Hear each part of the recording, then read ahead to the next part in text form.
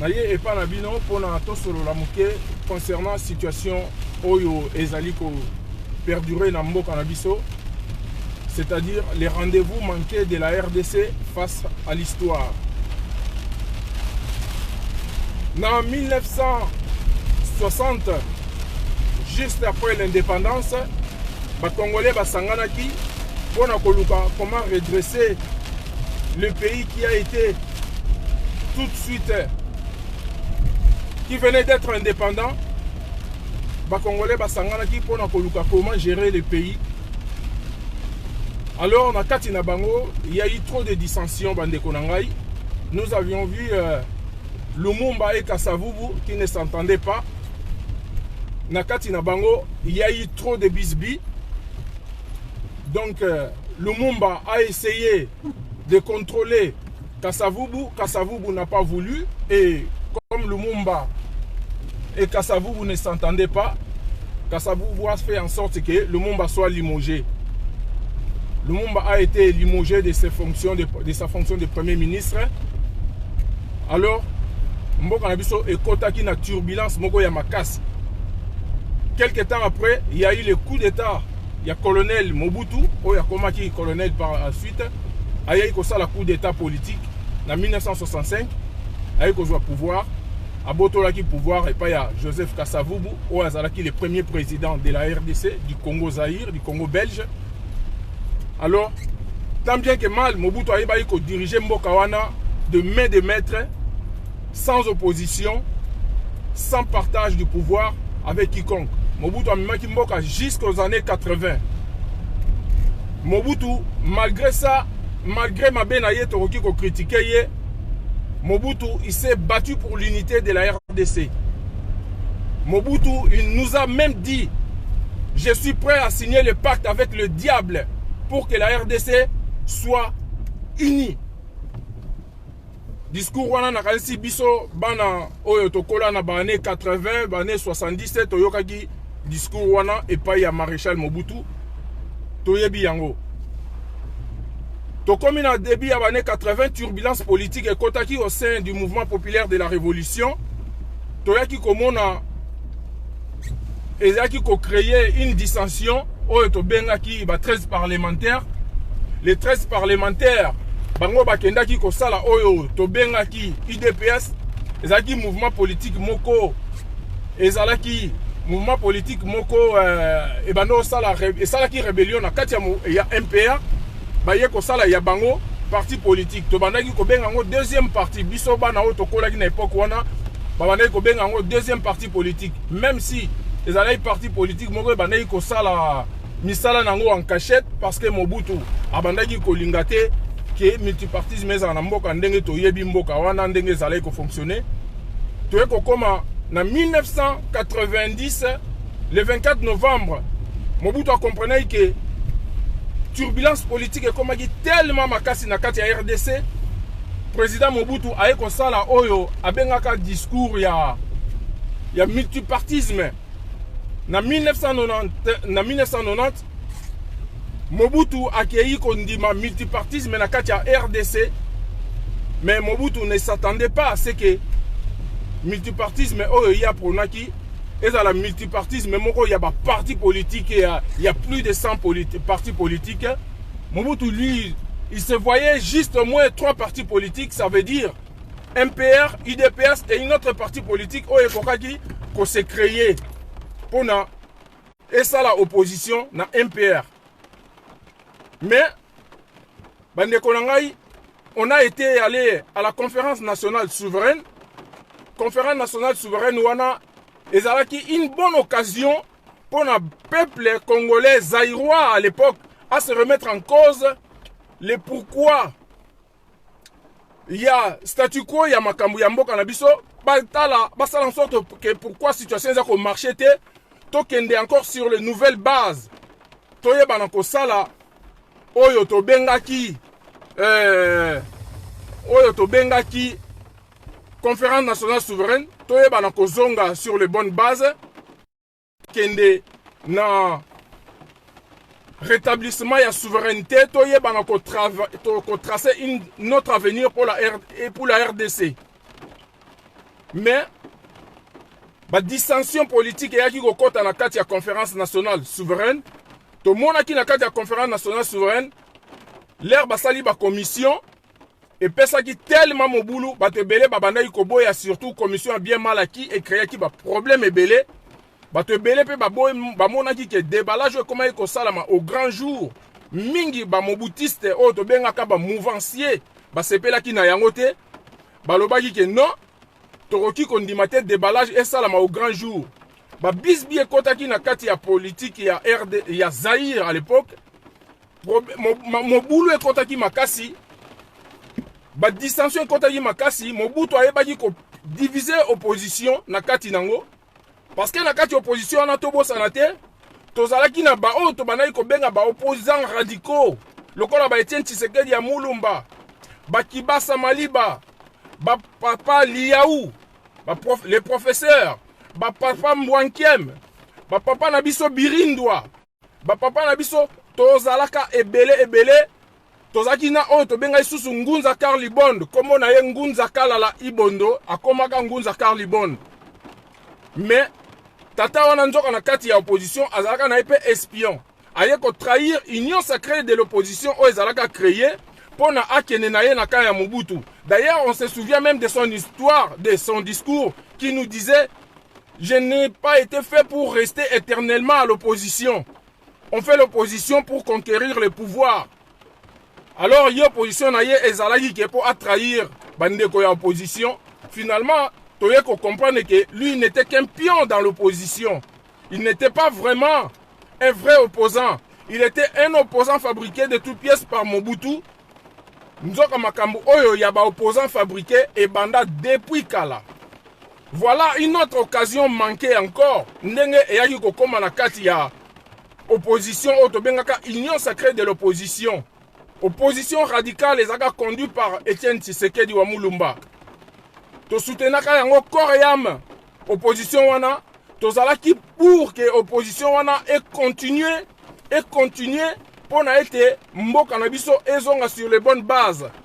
Mboka ekomaki tellement kotambola mabe na époque ya Mobutu, bato bamona eke non, mboka ekoki kotambola kaka boyete na dictature. Alors na kati ya mboka na biso makambo ekomaki ebele. Mobulu eyaki kokota. Lang mosusu Mobutu azui oyo a nommé premier ministre alongoli Nguz azongisi Kengo aye kotia Etienne Tshisekedi wa Mulumba. Ba turbulence politique wana bandeko boyebi yango nazali na mingi ya kobetela bino te ba histoire, mais tomonaki ndenge mboka na biso bandeko kotambola bien te. Instabilité politique ekomaki tellement makasi, alors mboka ekoma na statu quo jusqu'à ce que ba Rwandais baye ko récupérer mboka. Un rendez-vous manqué vraiment incroyable. Et pourtant, ceux qui bisognon sont au saligna qui n'a pas résolution o ezalaki issue ya conférence nationale souveraine. Ndelelo oyo mboka na biso ezonga sur les rails. Mais tout ça parce que tozalaki na lokoso, l'individualisme a pris le dessus face à l'effort, face à l'unité, face ya mboka ya supériorité, ya mboka bato bando ta l'intégrité ya mboka te, bato bazo ta l'individualisme, muto mutazo se battre pour na positionnement na ye moko personnel. Alors mboka yaki kokota na mobulu turbulence wana eyaki ko mema jusqu'à ce que Laurent Désiré Kabila aye na ba Rwandais na ye bazaïrois que nous étions à l'époque, to fongoli ba Rwandais maboko, to yambaki bango lokola ba libérateur. Mais baye libiso malheur ya libela oyo to bengi yango malheur oyo na ebité ba musulman ba benga terme moko na kolobela ngo te parce que biso tozali ba musulman te tozali ba chrétien. Ndeko Kerwin Maizo merci na ye ndeko wana zana ba connaissance ebele a expliquer biso yango les grands nakbar ndenge ba musulman ba lobaka, mais ezali vraiment hécatombe pour na mboka na biso. Et depuis lors mboka na biso lelo oyo to koma na ba turbulence politique moko ya makasi. Laurent Désiré Kabila yaki aye ko expliquer biso alobi bolingi na ye sabina na munoko nini ba oyo nazali na bango, ce ne sont pas des rebelles, bazali ba Rwandais. Tout le monde a qui yango. Et puis nous les Aïrois, nous avons pris conscience. Bana Tiangu en premier, bazui conscience, babi non. Laurent Désiré Kabila oyo ayaki na bango, ye oyo azalaki leader, oyo mutu bango batiaki liboso comme un épouvantail, comme mot de passe pour accéder jusqu'à la magistrature suprême, bak buzwa mboka na biso en otage. Laurent Désiré Kabila ibisi biso alobi non. Batu oyo bazali bazaïrois te. Ce sont des Rwandais. Bolingi na ye bisabino na munoko nini. Peuple azwaki en charge destin na ye. Toyebaki kotiaki mvulu na kati ya Kinshasa. Pe ba Rwandais mingi bakimaki. Mais na kati na bango ba oyo batikalaki, basalaki en sorte que ba boma Laurent Désiré Kabila pour na bango baya kotia même mise na kati ya richesse ya mboka na biso. Toyebi oyo salamaki na 2001, Laurent Désiré Kabila a été abattu. Babomaki ye na sima bayeli biso mutu moko oyo bango babengaki mwana na ye. Bandeko na ngai, koya ya mwana na ye wana le soi-disant mwana na ye ezalaki grand malheur pour na biso bazaïrois. Lelo oyo tozali ko subir. Ça va faire 20 ans l'année prochaine. 2021, tokokokisa 20 ans jour pour jour. Garçon wana akotaki na bokonzi. Depuis Laurent Désiré Kabila akotaki na bokonzi, aujourd'hui ça fait déjà 21 ans tozali wana ko stagner. Mobutu soki atikaki mboka ezalaki ya plat. Mais lelo oyo mboka na biso ekopi au fond du gouffre. Tozindi ya kozinda bandeko na ngai. Tozindi ya kozinda. Mwana mobali wana aya oyo ndeko otombo abengaka mwana ndeke. Aye wana na mboka na biso avandi jusqu'en 2005. Toye ko organiser ba élection. Ces élections qui nous a été imposées par la communauté internationale, qui est aussi la élection vite. Mais bana mboka na moment na bazaka na conscience c'était que il faut que ça la révolution populaire. Révolution populaire ekokaki ko sala mapona biso nyonso to soutenir oyo azalaki mwana mboka na biso représentant ya bana mboka Jean-Pierre Bemba Gombo. Mais bana mboka conscience ezalaka na nouté. Jean-Pierre Bemba a été aux élections avec mwana ndeke Hippolyte Kanambe. Jean-Pierre Bemba gagnaki, mais ba résultat de l'élection toyebi ndenge elekanaki. Jean-Pierre Bemba a été floué. Jean-Pierre Bemba a été volé. Donc, sa victoire a été volée par l'occupation. Jean-Pierre Bemba a se révoltaki, mais Banamboka va penser qu'il est ma beau côté.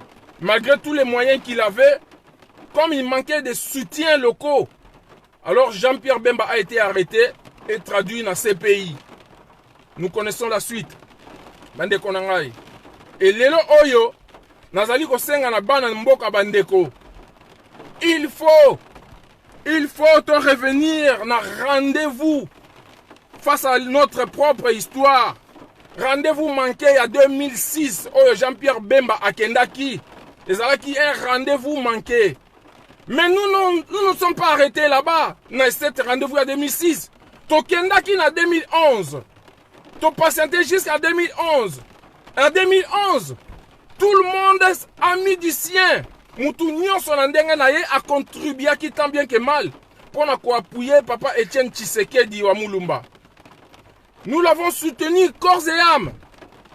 Nous avions voulu que Tapawana a assuré la magistrature suprême. Ba campagne salamaki ya ndenge na ndenge. Bandeko bokechu ba composer banzembo. Bandeko ba contribuer ba misolo pona ke papa wana akene ko sala campagne ko battre campagne na ndenge esengeli. Un grand rendez-vous de la RDC face à son histoire. To commune en 2011. Victoire ya papa Etienne Tshisekedi a été volée. Toyebi yango. Ce n'est même pas un secret. Un autre rendez-vous manqué bandeko nangai. Triste à dire, mes chers frères et sœurs. Mais c'est triste. Parce que jusqu'à ce jour, la RDC est tombée plus bas parce que nous avions eu tellement de rendez-vous manqués. Nous avions eu tellement de rendez-vous manqués. Nous n'avons pas pu concrétiser ces rendez-vous manqués par une révolte populaire. Nous ne sommes pas arrêtés par là. Papa Etienne Tshisekedi a le biso non. Voilà la pongi à ma bébé. Je me souviens encore dans ce discours na hier, Abibola la pongi à bébé. Papa Etienne Tshisekedi était tombé malade, ailleurs en Belgique pour se faire soigner. 3 ans, 4 ans de suite, il s'est remis de ses 2 jambes. En 2015, Kabila tindi batu na ye bakende ko négocier na papa Etienne Tshisekedi. Bandeko mingi bayeka information wana bameki koyebisa biso, mais nous on était tellement sourds. Nous on avait tellement de bouchons dans nos oreilles. Toyokaka bandeko wana te. Ndeko Kerouina beta tangwa awa partout. Même moi j'ai douté de toutes ces informations qu'il donnait. Je me disais mais azozo ba information oyo wapi. Bandeko mingi babeta ki tangwa awa, attention baza ko trahir bino peuple congolais. Mais toyoka ki bangote. En fait de compte toye ko comprendre que moi na ya papa Etienne Tshisekedi oyo ba surnoma ki ekuna aumônier du Biza. Na kombo ya Félix Tshilombo. Nzoka ye mutazali ko négocier na ba camarade na ye. Ba Sami Badibanga, ba Maître Albert Mukendi, ba Tarsis Losek, bango tout bazalaki ko négocier na Ibiza, na Monaco, na Venise, bazalaki ko négocier na pouvoir en place, pouvoir oyo et confiscaki bokonzi ya peuple à travers mon mboka Etienne Tshisekedi wa Mulumba azalaki victorieux na élection présidentielle il y a 2011. Mais bandeko na ngai ezalaki triste. Bandeko batuna Félix Tshilombo awanga na yango na micro ya ba journaliste. Ba image existe. Awanga na yango. Et pourtant Valentin Moubake, l'un des cadres de l'UDPS, abandaki koyebisa biso. Alobi makamweza ko sala makuna, tozo mona clarté. Valentin Moubake s'est déplacé de Kinshasa jusqu'en Belgique pour rencontrer papa Etienne Tshisekedi. Mais il s'est bité na Maman Marthe a boya Valentin Moubake akuta na papa Etienne Tshisekedi. Parce que Valentin Moubake avait juste des questions à lui poser. Mais négociations ils ont ça la makuna na Ibiza, na Venise, na Monaco. Vous êtes au courant ou pas? Mais Valentin Moubake ba pekisa ye a accédé na pembeni ya papa Etienne Tshisekedi. Triste histoire ya mboka na biso. Papa Etienne Tshisekedi aibaki convoqué batu na nyonso alobaki botika ba négociation nanga na yebi yango te. Bango nyonso bazongaki, nous connaissons la suite. Mais en 2016, c'était un rendez-vous d'un peuple avec l'histoire. En 2016, papa Etienne Tshisekedi wa Mulumba a convoqué qui marche. À l'objet, nous avons lui donné les cartons jaunes. Totelemaki, le 19 septembre 2016. Batouba marché. Nous avions perdu des frères, des sœurs. Nous avions perdu des familles. Des enfants qui sont morts. Au lieu Batouba, ça, une vraie insurrection populaire, comme cela se faisait dans d'autres pays. Batouba Sali marche il y a une journée. Et le deuxième jour, Batouba Lembi.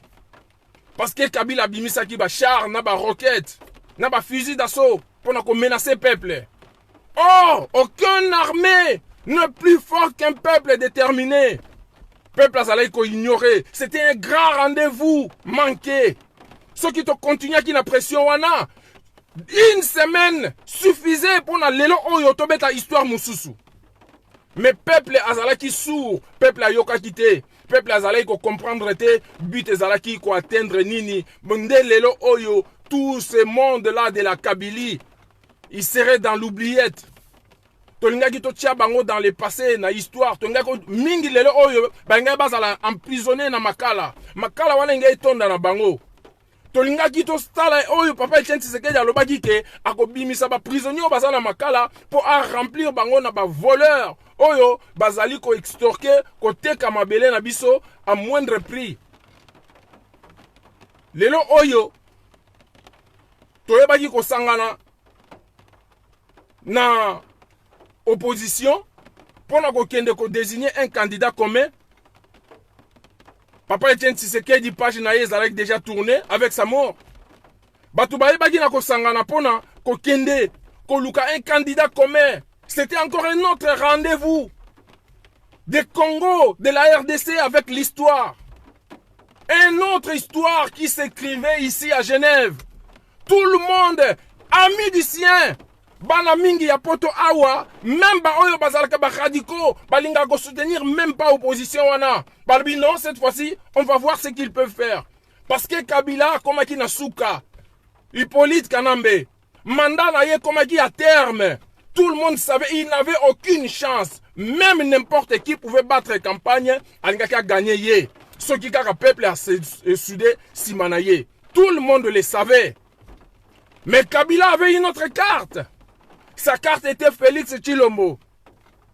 Parce que, mes frères et sœurs, pendant la campagne électorale, ici, le journal Le Point, en France, Bimisa, article Awebima, il y a une négociation qui s'est déroulée entre les clans de Kabila LCC et l'UDPS de Félix Tshisekedi,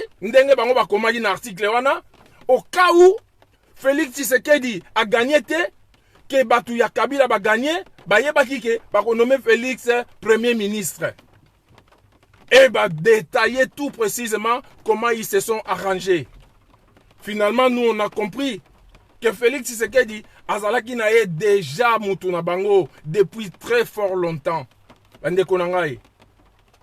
autre rendez-vous manqué de notre histoire. Rendez-vous manqué. Suite ya Batu Oyo Balingi seulement intérêt du ventre, au lieu de voir l'intérêt national. Thomas Sankara Oyo Alobi, je préfère avoir de l'eau pour tout le monde que du champagne pour quelques-uns d'entre nous. L'eau pour tous vaut mieux que du champagne pour quelques-uns. Nicolas Massola champagne ezobeta mamingi na RDC. Bayebi bien. Mais ezali mawamingi. Ezali mawamingi bandeko na ngai. Nous avions voulu que na RDC, tozala na batu oyo, bakozala intègre les hommes du parole, ba oyo bayebi ko respecter la parole donnée. La puissance de la parole donnée, bandeko na ngai. Mboka oyo na Europe, si ça marche bien ici na kati ya Europe, awa, parce que les blancs ont la culture de la parole donnée. Mundela ebiete, soki akei ko signer contrat. Nabatunaye, le respect du contrat, le respect de la parole donnée. Yango ça que mboka oyo est développé. Awa mundela za kotonga mboka pona yete mais pona progéniture. Bandeko na ngai. Mobutu nous disait tout le temps, les Zaïre, la jeunesse, c'est les Zaïre de demain. La jeunesse d'aujourd'hui, c'est les Zaïre de demain. Et nous voilà maintenant grands. Parents et grands-parents. Et les Zaïre de demain qui nous promettaient Mobutu, bandeko. Tout ça comme on a yangoté. Voilà les tristes réalités de la RDC. La triste réalité de la RDC, bandeko nangai. Pendant que les autres, les Éthiopiens qui venaient chez nous, mendier dans le boulevard du 30 juin, que les gens donnaient des pièces, de quelques zaïres, de quelques francs. Aujourd'hui, un Éthiopien est capable de faire des viaducs, des autoroutes et des bus électriques et des... Tout ce que le monde moderne peut en avoir besoin, en Éthiopie, vous en trouverez. Mais la RDC, Tozonga Sima, Tokoma, les derniers pays, les pays les plus pauvres du monde. Et pourtant, nous avons les matières premières, nous avons la richesse incroyable dans Mboka Nabiso. Tozala ba matière première ebele, tozali na mbongo ebele, tozali na richesse ebele, mais Mboka Nabiso toza toujours les plus pauvres. Mais pourquoi? Parce que nous avions toujours eu des rendez-vous manqués pour baliser l'histoire et tracer l'avenir. Mboka Nabiso, on est toujours corrompu. Comment Lumumba, qui était l'artisan de l'indépendance, l'artisan de l'indépendance, Lumumba azaki na Belgique. Mais avant la Belgique, Lumumba a été emprisonné au Congo. Les Kasavubu et les autres, ils ont dit non, si Lumumba n'est pas là, on ne peut pas signer. On ne peut pas. Les Belges ont envoyé un avion juste pour qu'on soit Lumumba qui était emprisonné, mais en Belgique, pour qu'on signe l'accord de l'indépendance. Et Lumumba a signé, il a rédigé son discours. Mais après tout ça, les Belges, comme ils haïssaient fortement Lumumba, ils ont fait en sorte que Lumumba compte en conflit na Kasavubu et Lumumba soit assassiné. Et voilà le malheur de la RDC. On n'avancera jamais. Nous avions eu un président élu, Martin Fayoulou Madidi, sur le vote du 30 décembre 2018. Mais cet rendez-vous manqué, le peuple ne pouvait même pas se soulever pour défendre victoire naïe. Triste réalité, bande konangai. Or, le peuple devrait se soulever à partir de cet instant où que victoire oyo, ça ne reflète pas la vérité des urnes. Vérité des urnes, oyo toujours clamé haut et fort. Mawamingi bandeko. Yango na benga bandeko na ngai bakasayen, bandeko na ngai baluba, boyeba yango pouvoir wana ezali ya moyibi. Bozala katana fierté ya koyebisa Tshilombo, non de Félix. Tika pouvoir oyo ezaya yote. On nous signale que tu as volé les élections, tu as volé la victoire de Martin Fayoulou. Si ce n'est pas le cas, alors comme toi tu es le président, impose à la CENI de sortir les résultats des votes, de publier tous ces résultats bureau par bureau, tout le monde dans tous les détails, dans tous ces moindres détails. En tout cas, si tu as été élu, tout le monde va valider Tokobengaye, monsieur le président. Voilà pourquoi nous on a du mal à l'appeler président. Nous, on a du mal à appeler Tshilombo, monsieur le président, parce que nous ne voyons pas les résultats finaux, les conclusions d'un processus électoral pour notre valider Yango. J'aimerais bien avoir un président digne de ce nom. Mais non, mais pas un président qui rentre dans une porte dérobée. Un président doit rentrer dans une grande porte. Grande porte. Peuple azobetela yo maboko. Azako applaudir yo. Okotiwana. Okei kozwa ngwende ya bokonzi. Peuple alobi ete. Voilà mobali yeyo. Il a été élu. Akoki kozwa ba décision. Pona mboka na biso. Et retrouver souveraineté nango. Mais jusque là, on n'en voit pas. On ne peut pas retrouver notre souveraineté. Tant que tokozala na ba président guignol. Bande konangai. Je vais vous inviter à une chose. Pardon mingi bandeko, oya kolanda vidéo oyo. Boke ne kota la film Bienvenue au Gondwana. Bienvenue au Gondwana bandeko. Ezali ko refléter réalité o ezali ko lekana kati ya RDC. Film wana Nathalie yango bandeko nangai na lobi mais ça reflète tout ce qui se passe en RDC. Boza komona un état répressif, un état qui fabrique ses propres opposants, azupe mutu apesi pe mbongo akende campagne, azupe ba marionnette atie bango wana, des épouvantails opposants atie bango wana, alebo kende tout ça la campagne. Et vous allez voir tout ce qui se passe dans Katia film wana, Natala Kasuba film était ça fait tellement longtemps. Film Natalango il y a longtemps d'une façon aléatoire, mais ces derniers jours na utiko talango en entièreté. Et tout ce qui se passe, Bandeko Nanga Soko Tali, bienvenue au Gondwana, textuellement la RDC. J'ai posé la question à quelqu'un, il m'a dit, mais c'est ce qui se passe. Et pourtant, ce film, Basala Kiango, avant les élections, il y a 2018. Film, on a réalisé qu'on a 2015-2016 par là.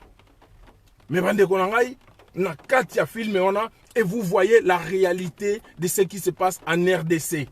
Je me suis dit, mais ce type, c'était un visionnaire. À mon avis, déjà, ce qui devrait arriver à la RDC, Yango a créé qui, bienvenue au Gondwana.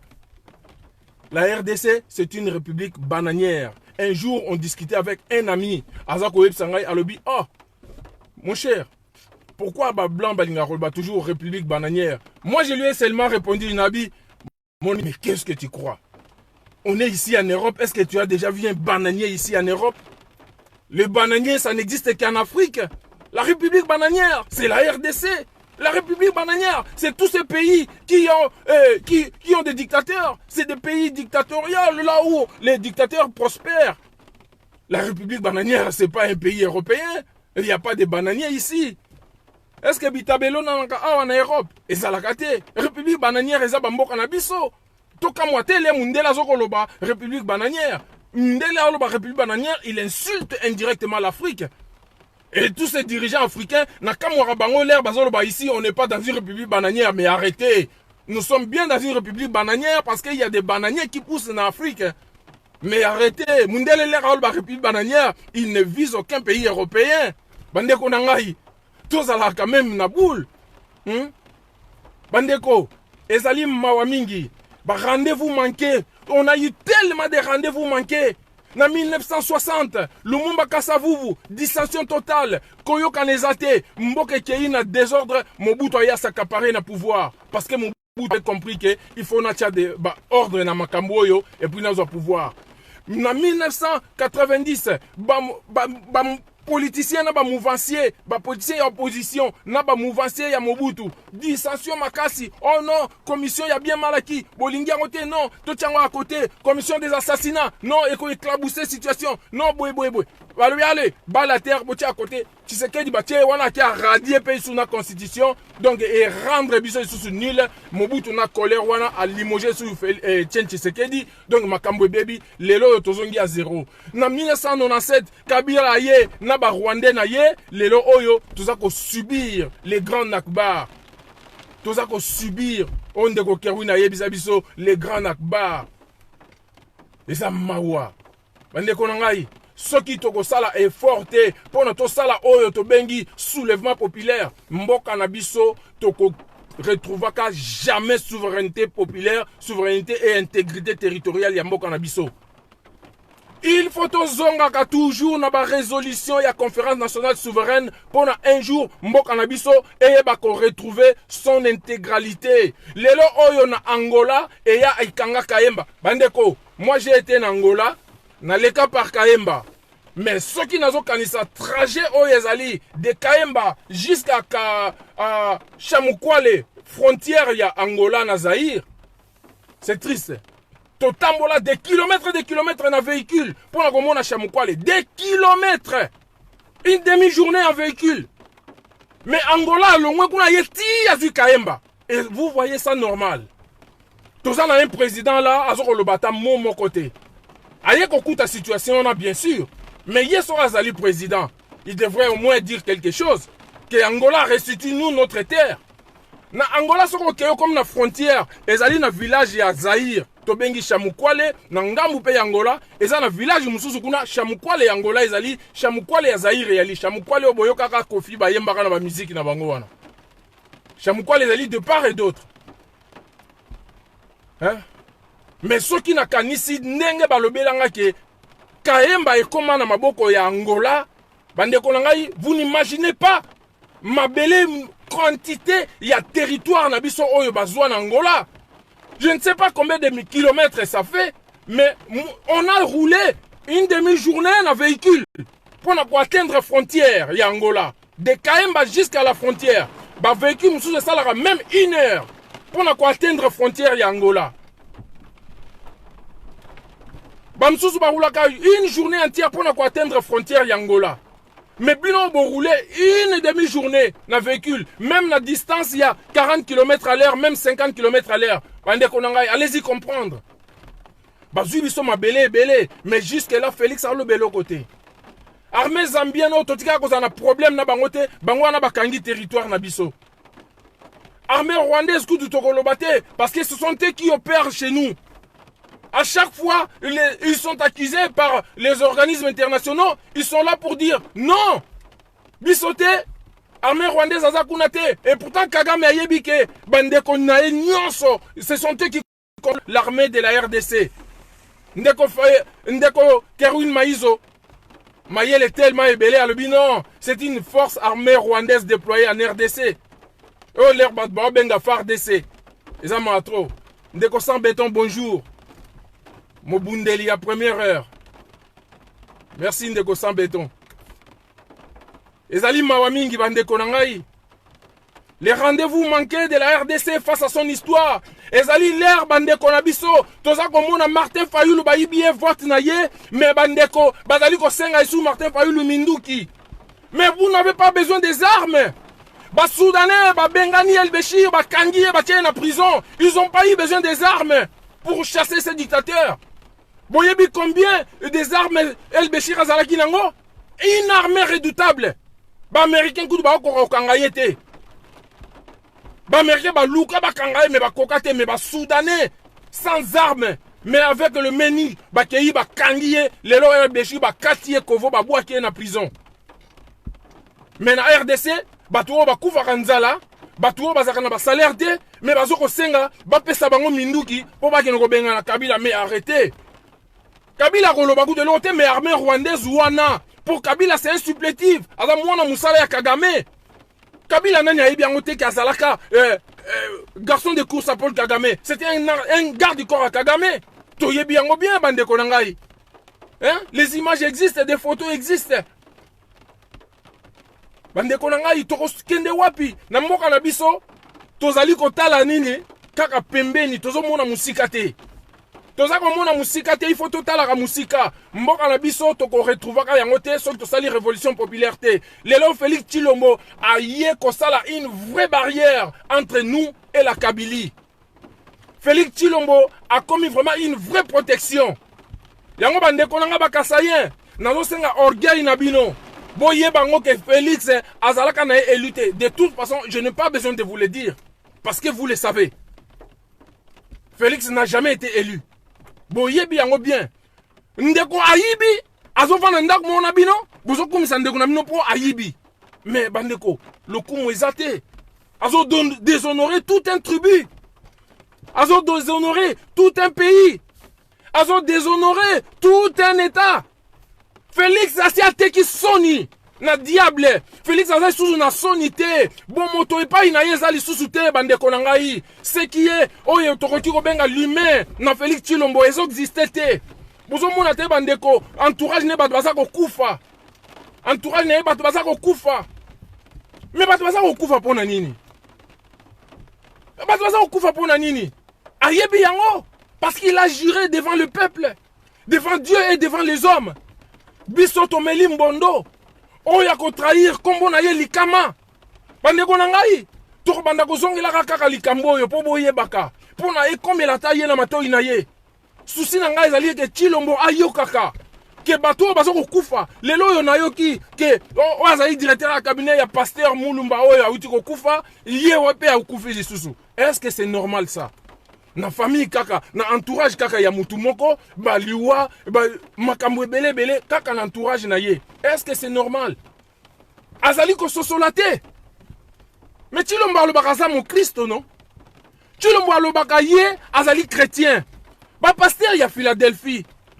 Oyo bazalaki ba pasteur ba papa ba kambi na ye, ya molimo ba papa molimo na ye. Ba koki kote ya ye te non deko.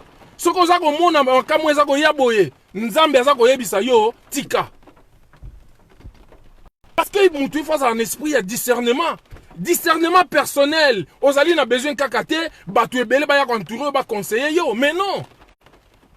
Awa mundele azali na oyo babengaka les codes d'honneur. Mundele soka moni ke loko wana eza ya yete soki a réussir te avec tout honneur à koya devant les gens à prêter serment à lui non, j'ai échoué et j'assume. Nous avons vu ici Lionel Jospin. Élection, Lionel Jospin était populaire d'une manière incroyable en 2002. Populaire d'une manière incroyable. Lionel Jospin a les cas devant les Français. Bah voter, mais ce qu'il a oublié, n'a qu'un à battu à gauche. Ils ont multiplié les candidatures. Alors, bah, voix à gauche, ils ont qui dispersé. Oh, il y a eu 2%, il y a eu 3%, il y a eu 5%, il y a eu 15%.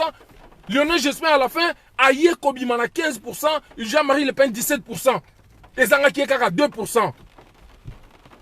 Jean-Marie Le Pen a bien la deuxième position. Et Jean-Marie Le Pen a été validé pour le second tour. Lionel Jospin Aye Abi, j'assume et j'en tire les conséquences. Et j'arrête ma carrière politique. Batouba Leli, parce qu'il n'y a jamais eu un premier ministre honnête comme Lionel Jospin en France. Lionel Jospin, c'était vraiment la transparence dans son état pur. Depuis la gestion, il y a l'État français Zalaka.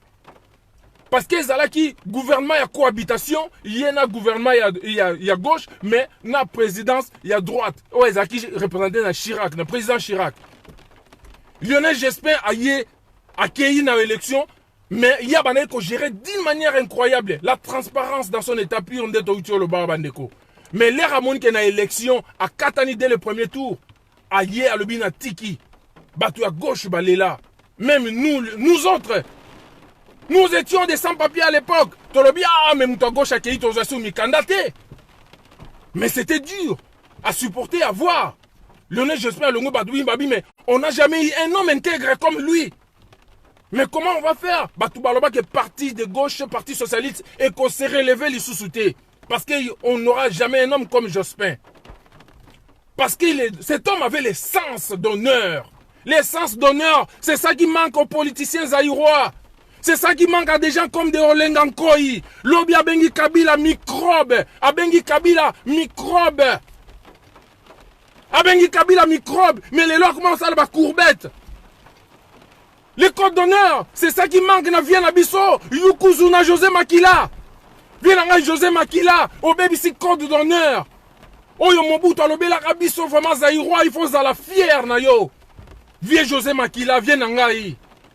Hein? Yo moko lobi na biso soki to sali, faut pas. Kabila il va se cramponner pour 30 ans.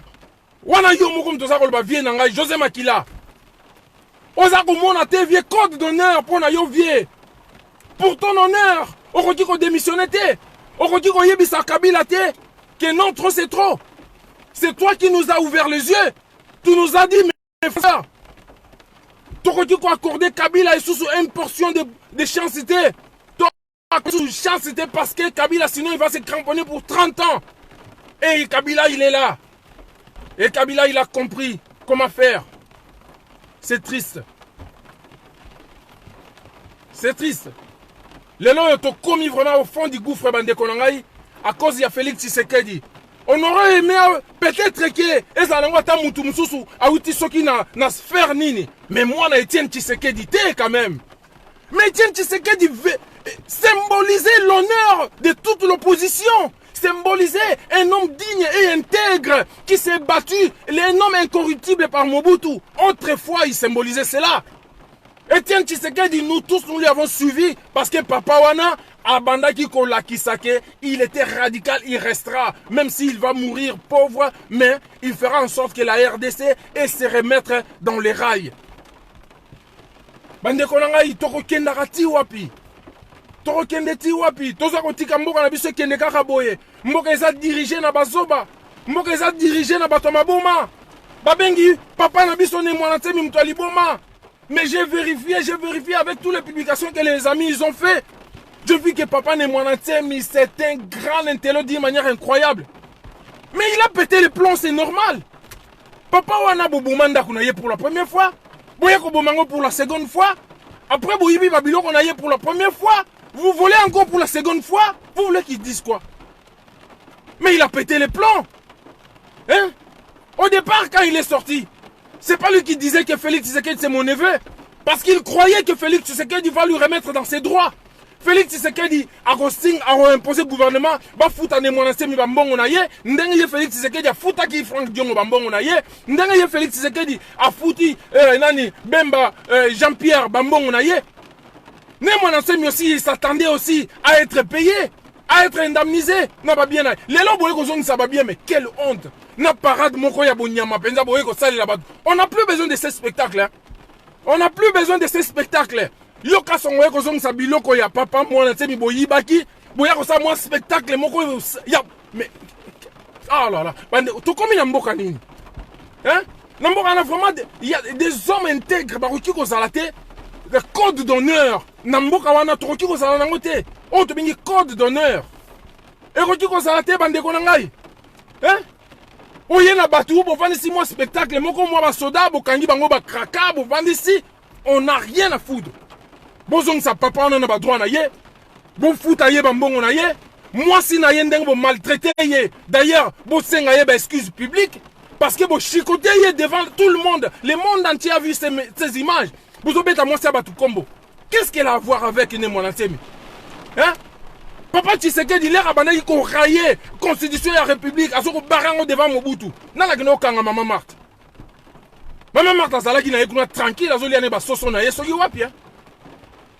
Bande konanga mais oyo tout ça na mboka nini bande konanga toujours benga rabino toujours senga bino vraiment bo telema soki bo telemité bo mitie na place na bino bo mototé bo koma banyama mais comment biso tous na courage à soutenir bino oyo bozali na Kinshasa soki bino na RDC bozali ko sepela na ba conditions de vie na bino oyo ba tie bino ya misère bande konanga na remarqué que c'est nous ici en Europe qui faisons en sorte que Batouana batikala na position wana parce que tous tinde la bango ba mbongo tozali ko tinde la bango tout ce qu'ils ont besoin ceux qui ba na problème to tinde ba cotisation ekei ceux qui ba na moindre souci to zui ba mbongo ba Western Union pamba toti mais ceux qui to arrêter nyonso bande ko ngai Une année, c'est trop. Même jusqu'à la fin de l'année, et qu'on a moussika pour le peuple, on a se révolté.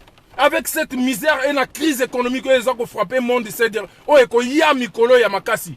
Ceux qui ont boy biso nyonso, kotinda bambongo, batouana bakotele mabango même Kabila Rokima.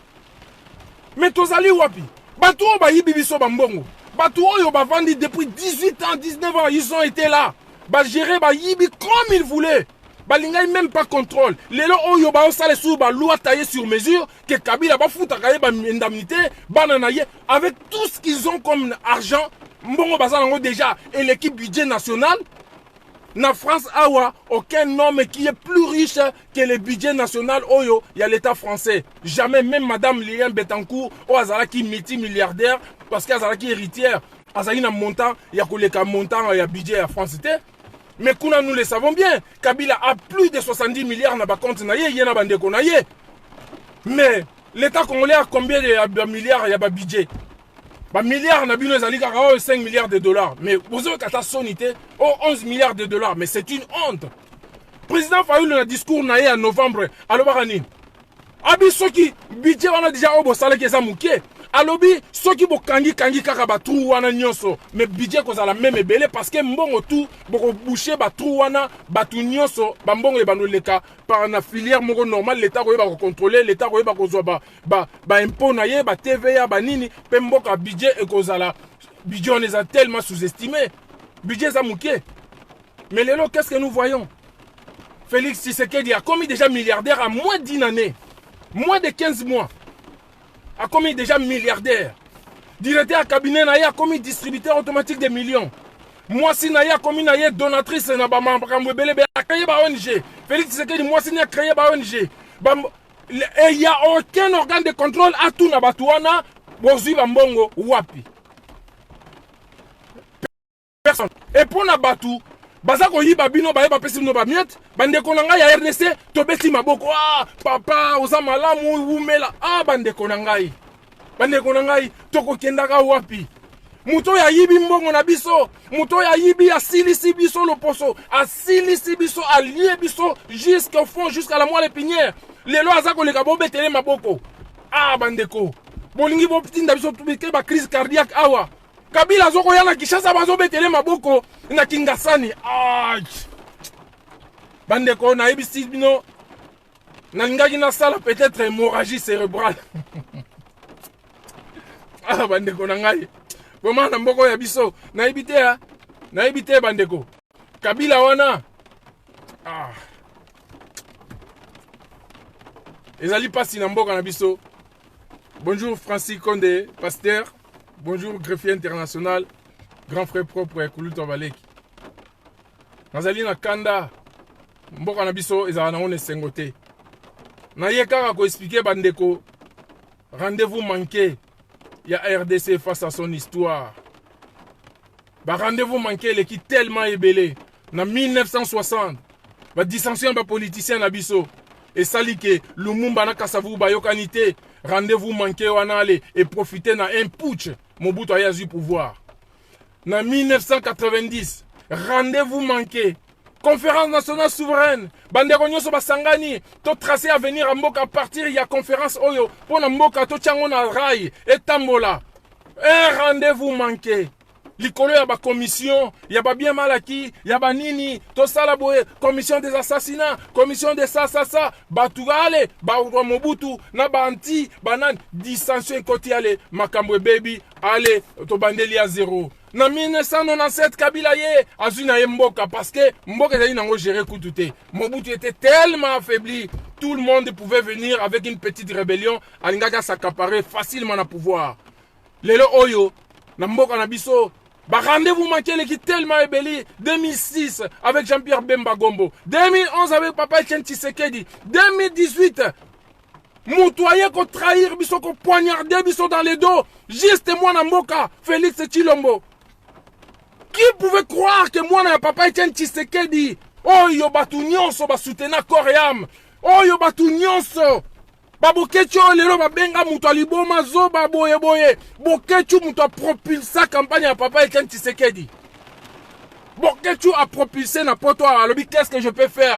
avec modeste bomoto na ngai na ko composer kaka nzembo a composer nzembo wana a pousser a pesi papa Etienne Tshisekedi impulsion ale akei via kenda Afrique du Sud ban Afrique du Sud ba moni ba yamba vie ba pesi vie susu mokako soa via comment na Kinshasa boye mais ah là là là bango nyonso bayebi lera Etienne Tshisekedi le ndeko buke chatemba Kabila zonga na Rwanda IDPS abeta maboko na ndenge ya mukete lelo yo tobimi bazoba ba tribaliste ba ene bandeko merci ezalaki qui vraiment ras-le-bol mais nangi na lobaka ke faut to ça l'effort il y a eu tellement trop de rendez-vous manqués il y a RDC face à son histoire faut to ça l'effort tozo nzamboka na biso na rai mais biso nde batu tozo sala en sorte que mboka na biso bouger te parce que bandeko na biso baza na RDC ata bazali na nzala ata bazali na ba problème biso toza ko tindela bango ba mbongo tozo sala en sorte que bandeko wana bayeba ko se soulager on a ezali alimentaire tozali ko assurer sécurité alimentaire na bango po toza na poto awa mais soki to kangi robinet wana soki to kangi robinet bandeko na biso bazali suna ici mususu te ils vont aller au front révolution populaire tokomona penza ke oyo tozali kozela oyo tobandaki koluka révolution populaire ko salama Rossi a koufi biso tout na ba page na biso tozalaka je suis Rossi ba traitant mutu tribaliste était là tobandaki ko soutenir moi j'ai pleuré na kota na salle de bain na uta musala Rossi a koufa dimanche le lendemain je suis allé au boulot nazongi na ndaku Nathalie Souba image à Rossi. Quand je suis allé prendre ma douche na côté na katia salle de bain, na kangi porte, je voulais pas que mes enfants me voient pleurer. Na leli, na lela penzale ki nanga Rossi. Mais je le connaissais pas. Parce que j'ai vu en Rossi l'avenir de la RDC qui était décimé. Na moni liwa ya Rossi, na lobi que c'était la vie que moi j'aurais voulu avoir. Vie nanga yezali juste vie au Rossi a zwa ki wana. Mais Rossi a bundia komi na suka ya tapa vina ye baye ko bomaye a komi na suka te comme juste na début ya commencement ya vina ye pour se réjouir na ba souffrance nyoso o ya vivre na parcours scolaire na ye na cursus na ye à université mais Rossi a bandi kaka vina e bandeli juste avec son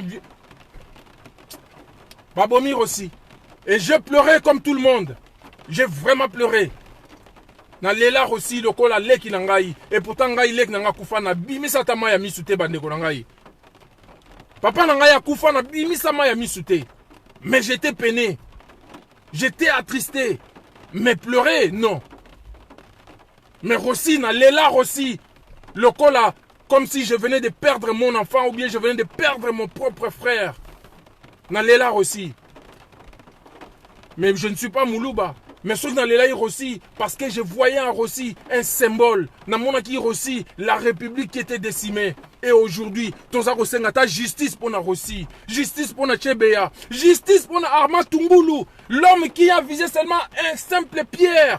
La voiture blindée, oh Yezwa qui même pas choc. Bakata e mutu ba boaka ceux qui wapi. Justice pour la Batunyo so bakufa. Ba Yusen Ngando bakufa. Mais Yusen Ngando azagi mutu Vital Kamerhe. Kamere ya yebi sous famille on a eu Seningando. Kamere ya yebi petit on a Lemba. Moi na côté na biso.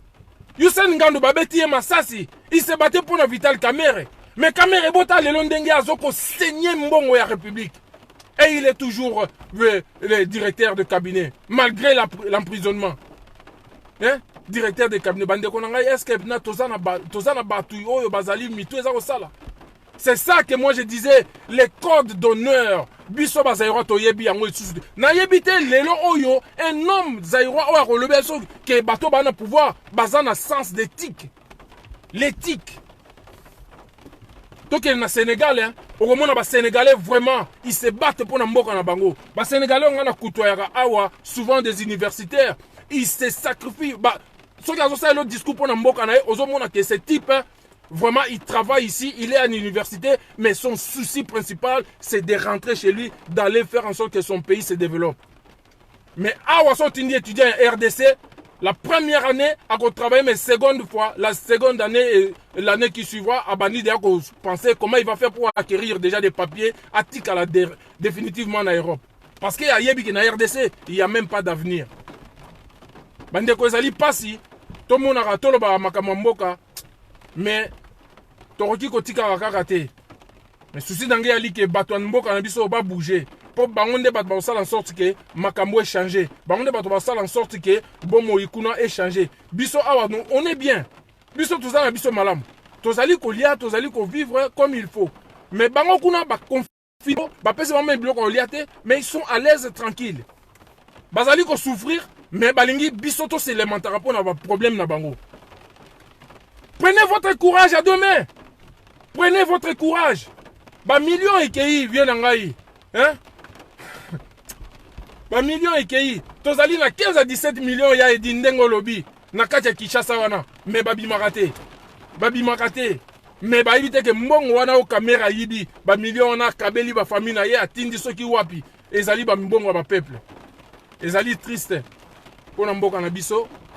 Mais tozana choité. Donc eza passi. Même 2 millions de personnes viennent, Babi Maraté, jamais. C'est pour ça que le 19 septembre 2016, ceux qui battent va continuer comme mouvement wana 3-4 jours de suite. Nde régime ya Kabila totika et comment on a oublié. Nde to bosana yango kala, batu mingi bazaliwana, banga ba kene ko remplir prison makala. Batu mingi bazaliwana parce que la majorité, la plupart d'entre eux sont des criminels. Mais les oyo Chilombo comment ça la bango courbette. Chilombo l'équipe en Allemagne a le que oui, je consulte Kabila de temps en temps parce que il y a une expérience, il y a gestion, il y a bien public. Mais qu'est-ce que c'est Chilombo? Parce que espace des sous-minité bande Gorangai, merci beaucoup. Et dit Bolombo, maman Neti Babin. Bon, merci Nabino, vraiment ndenge bokotaki. Natiki Bino Awa. Vraiment Nzambe apambola bino. Pasteur Francis Konde, merci.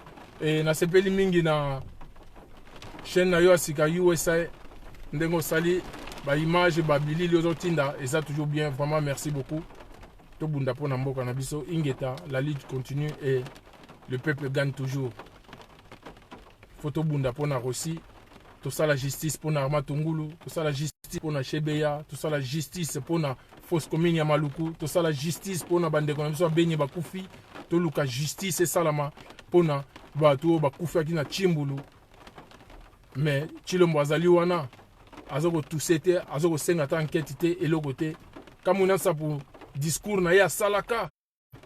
Ande ko ngai na yoka type wana kamuna sa pour na yebi Chiluba te mele na tuna kamuninga na ngamo ko explique-moi zolo bani l'air expliquer nga. Dans le que type Oyo, il était très intelligent. Azako se battre pour Namabele. Et là, comme ça pour les chefs à Salaka.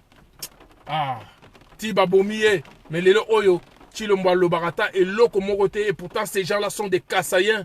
Yango nazo senga na bande konangai. Vous tous qui se battez, Buno Bozo se battre kaka pour na tribu.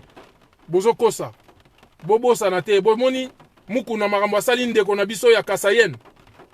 Bomonaki, Atuma Tubuana Kunana, vice naye gouverneur Maramba Salaki. Ce sont des Nekongwa entre eux. Hein. Bomoni Mukuna. Asalipe Kassaïen. Hein. Mais Bino Bozako Luka, Makamwa tribalisme. Bokeba. Bozako Miko Sana. Na Kassaï Kunaso Tali désordre kana gouvernorat. Ba Kassaïen entre bango na bango. Hein. Mais qui tribalisme Bozo Luka Bozo Inabatu Mususu. Et Mawa. Moi j'ai grandi avec les Kassaïens, des Katangais et de partout. Tout le monde. Na quartier na biso to bandai ko lia na baninga bakeba lia pa bani to yeba naka. Lelo les a suscité parce qu'il y a eu trop de poison, trop de problèmes. Mais biso to kolaka na baninga ya de tous les horizons il y a RDC.